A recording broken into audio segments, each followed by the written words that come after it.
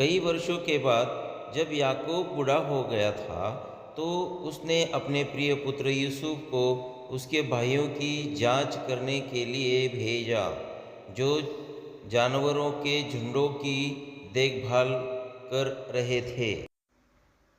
यूसुफ के भाइयों ने उससे ईर्ष्या करते थे, क्योंकि उनका पिता उससे अधिक प्रेम करता था, और इसलिए भी कि यूसुफ ने स्वप्न देखा था कि वह उनका शासक हो जाएगा। जब यूसुफ अपने भाइयों के पास आया, तो उन्होंने उसे बंधक बना लिया और उसे दासों का व्यापार करने वालों को बेच दिया।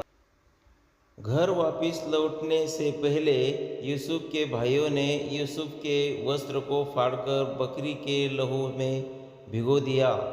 फिर उन्होंने वह वस्त्र अपने पिता को दिखाया, ताकि वह यह सोचेगा कि किसी जंगली जानवर ने यूसुफ को मार डाला है। याकूब बहुत उदास था।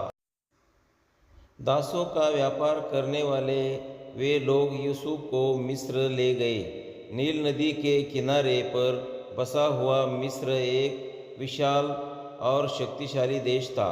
उन दासों का व्यापार करने वालों ने यूसुफ को एक धनी सरकारी अधिकारी को दास के रूप में बेच दिया।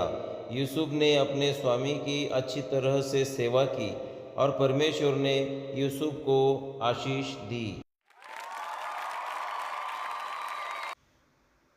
उसके स्वामी की पत्नी ने यूसुफ के साथ सोने की कोशिश की, परंतु यूसुफ ने इस रीति से परमेश्वर के विरुद्ध पाप करने से इनकार कर दिया। वह क्रोधित हो गई और यूसुफ पर झूठा आरोप लगा दिया। इसीलिए उसे गिरफ्तार करके जेल खाने भेज दिया गया। यहाँ तक कि जेल खाने में भी यूसुफ परमेश्वर के प्रति सच्चा रहा, और परमेश्वर ने उसे आशीष दी।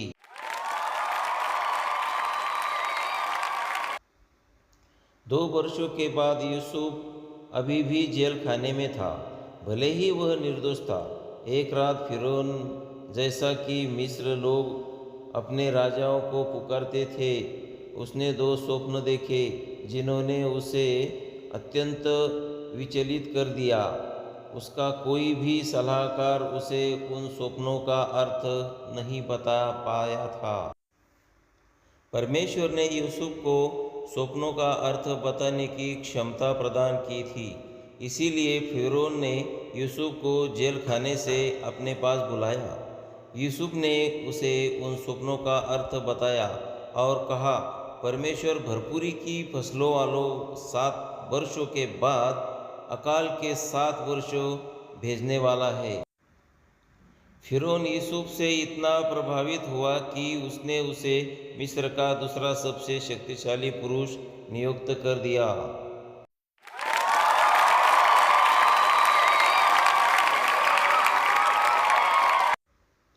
यूसुफ ने लोगों से अच्छी फसलों वालों 7 वर्षों के दौरान बड़ी मात्रा में भोजन को जमा करने के लिए कहा।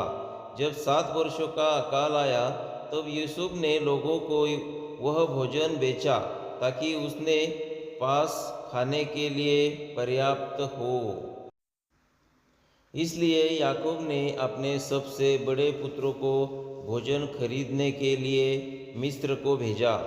जब वे भोजन खरीदने के लिए यूसुफ के सामने खड़े हुए, तो उन भाइयों ने यूसुफ को नहीं पहचाना, परंतु यूसुफ ने उनको पहचान लिया। यह मालूम करने के लिए कि क्या वे बदल गए हैं, उनकी जांच करने के बाद यूसुफ ने उनसे कहा, मैं तुम्हारा भाई यूसुफ हूँ, डरो मत।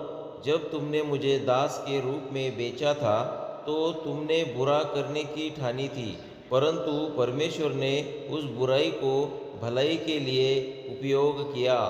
आओ और मिस्र में रहो, ताकि मैं तुम्हारे और तुम्हारे परिवार को लिए भोजन का प्रबंधन कर सकूं।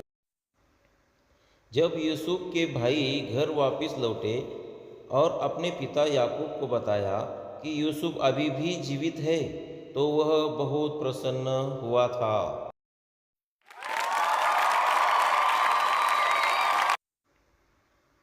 हालांकि याकूब बड़ा एक बूढ़ा व्यक्ति था, तो भी वह अपने पूरे परिवार के साथ मिस्र को चला गया और वे वहाँ बस गए। याकूब के मरने से पहले उसने अपने प्रत्येक पुत्र को आशीषित किया।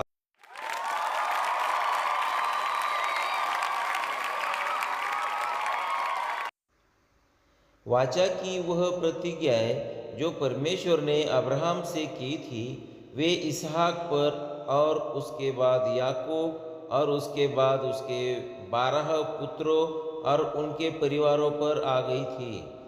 उन 12 पुत्रों के वंशज इस्राएल के 12 गोत्र बन गए।